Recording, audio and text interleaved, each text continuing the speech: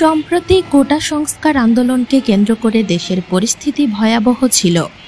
চট্টগ্রাম আনোয়ারা উপজেলায় সম্মুখ কোনো সংঘাত না হলেও দেশের অন্যান্য জায়গা থেকেও ভয়ভীতি কোনো দিকে কম ছিল না।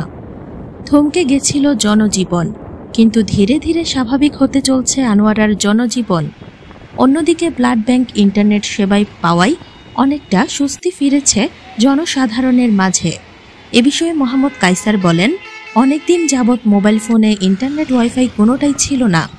ইন্টারনেট না থাকায় অনেক অসহায় লেগেছিল আমাদের, কিন্তু এবার ইন্টারনেট আসায় অনেকটা স্বস্তি ফিরেছে।